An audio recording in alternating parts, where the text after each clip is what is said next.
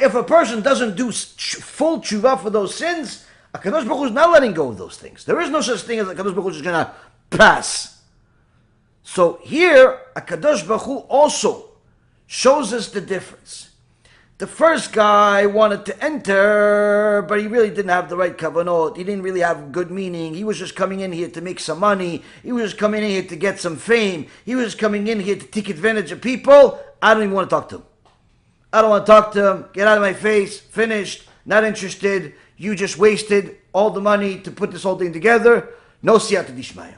The other guy, he put everything together, but his partner, the Kohen, said, you know what, I'm not hungry, I'm going to eat it a day later, I'm going to eat it a minute late. You have a karet sin. Why? Because the first one never got into the door in order to become holy in the first place. That korban never became holy. Why? It was bad intentions from the first minute. It was bad intentions from the first one, so it was never holy to begin with. The second one, that korban was holy. And when you desecrate something holy, even if it's by a single second, you have made yourself enemy number one with HaKadosh Baruch Hu. To understand the application of this to our day-to-day life, if a person, let's say for example, decides, you know what, this book, I don't feel like reading this book. But it has Torah in it. Yeah, Torah, no Torah, not for me. You have a problem. But it's not the worst problem in the world as long as you go and read other Torah, do mitzvot, don't go crazy. You don't like this author, you don't like this speaker, okay, fine. You're entitled to have a free choice to who you like to read and who not.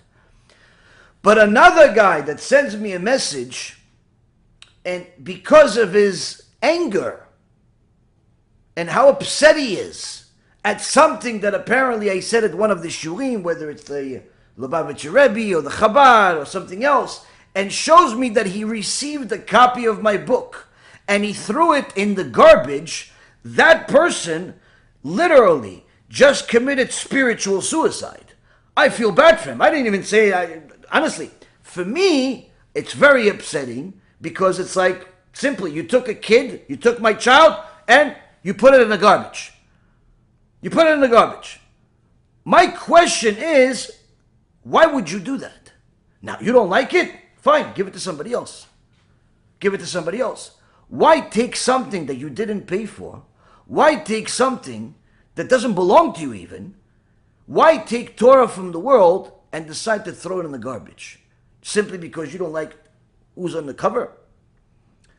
This is a very serious problem we have. And one of the things that I've noticed, Rabotai, is that in the last few days, it's a repeat offense to what I saw over the last several years, anytime I've mentioned Chabad, is that the response that you get from certain Chabad rabbis that publicize their name in their comments, and certain people from the congregation, the response is such a desecration of HaKadosh Baruch Hu's name. Literally, it was better off for those people to never be born. Why? You see the things that they say, the animosity that they have towards anyone that has a different opinion than them. You're amazed that the public does not notice this. Because everyone notices, they love everybody that agrees with them. The moment you violate their three principles of faith, the Rebbe is Mashiach, the wig is number one, this is especially important, and it's either Chalav Yisrael or the beard, depending on where you go. The second you say anything against any of these principles of faith that they've declared for themselves, the comments that they make literally show more animosity than even the Christians have towards us. Christian missionaries that hate us no less than the Nazis do not respond in the same fashion.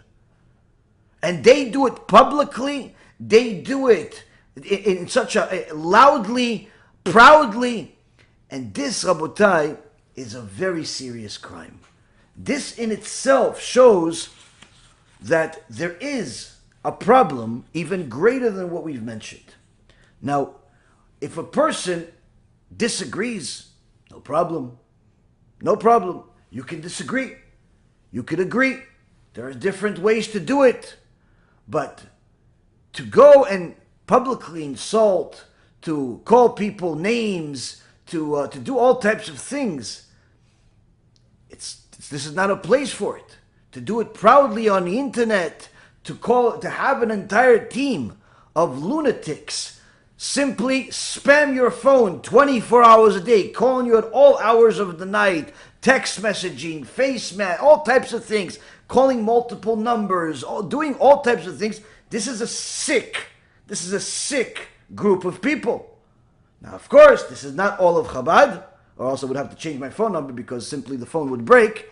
But nonetheless, I've seen this time and time again, and you see here that when it comes to the issues of holiness, we're far. We're far from where we need to be. Because HaKadosh Baruch Hu says there are certain things you don't have to be a part of if you don't want to be a part of. There are certain things that if they are good, you don't like them, but if they're good, but you come and try to destroy it, you come and try to ruin it, you have a very serious problem with HaKadosh Baruch Hu. You have a very serious problem with HaKadosh Baruch Hu.